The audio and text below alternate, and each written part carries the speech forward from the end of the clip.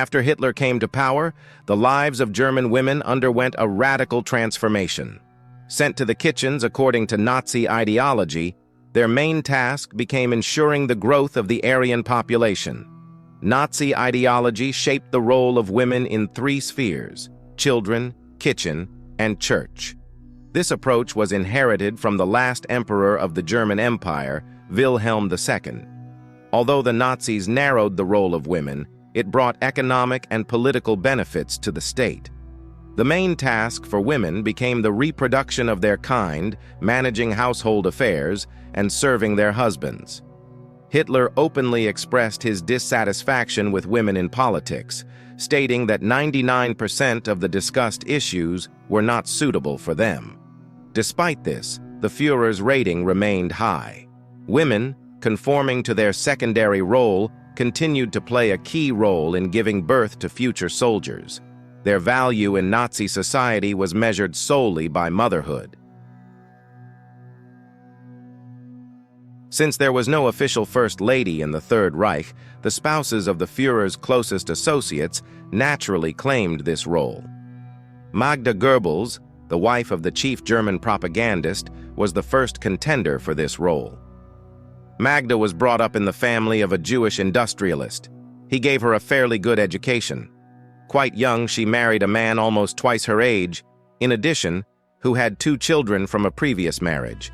The husband, despite the fact that he was a wealthy man, did not seek to decorate his life or the life of his wife entertainment. Not interested, art, had no sense of humor, and soon enough bored the ambitious girl. In addition, he adopted 3 children of his deceased friend, completely depriving his young wife of the opportunity to devote time to their own interests. The young wife soon found solace in the arms of his peer, about which the jealous husband learned. However, Magda was not so simple. She divorced very favorably for herself. She received a monthly allowance, a new apartment, a large sum of money in a lump sum, and the possibility of unlimited use of the estate. At one of the party congresses, Joseph Goebbels charmed her with his ardent speeches from the rostrum. She became a member of the party and achieved the position of its secretary. Then it was a matter of little else, and Magda became Goebbels.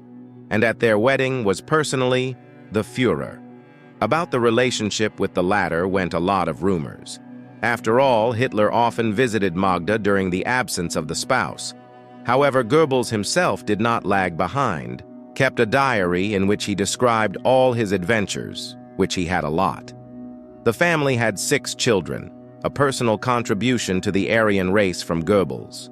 Entrusting them to nannies and housekeepers, Magda regularly shone at social gatherings, completely forgetting about his place in the kitchen. She willingly and skillfully supported conversations about politics, in addition, and continued to work with her husband, traveled, went to the front. After she became aware of her husband's constant mistress, she, afraid of losing her status as de facto First Lady, began to actively promote polygamy in Germany, explaining it with very pragmatic reasons and concern for the race. Magda Goebbels died on May 1, 1945. The daughter of the Reich Minister for Party Affairs was a supporter of fascist ideas long before she met her future husband. Stately, tall girl, a true Aryan, met Martin Bormann at the age of 19. At that time, he had not yet held any prominent position, but was extremely ambitious.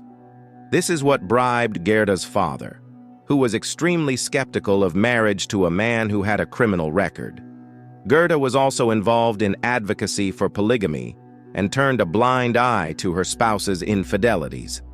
Judging by the surviving correspondence between the spouses, they not only had strong feelings, but also a very trusting relationship. The husband openly writes to his wife about his adultery, and the latter gives him advice on how best to act. Gerda herself gave birth to 10 children. In the winter of 1944, when it became clear that the prospects of the German army is not so bright, Gerda called for several marriages at the same time. Of course, this applied only to men. However, her lofty ideas did not at all prevent her from fleeing the country on the eve of the collapse of the Third Reich. But it did not save her, because at that time she was seriously ill, and in Italy she was denied surgery. Gerda Bormann died in 1946, and her children were given to the care of a priest. The wife of Deputy Führer Rudolf Hess was born into a wealthy family of a physician and received an excellent education. Even during her university studies, she became interested in the ideas of social democrats and studied at the same university as Rudolf. After becoming party members, the future spouses, she became his personal assistant. Ilse revered the Führer and, on his recommendation, married Hess.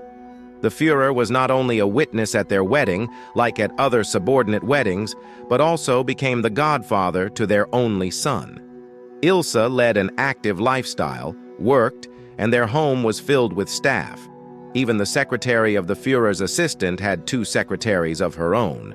The ideal Frau often appeared in newspapers alongside her son and accompanied her husband on business negotiations.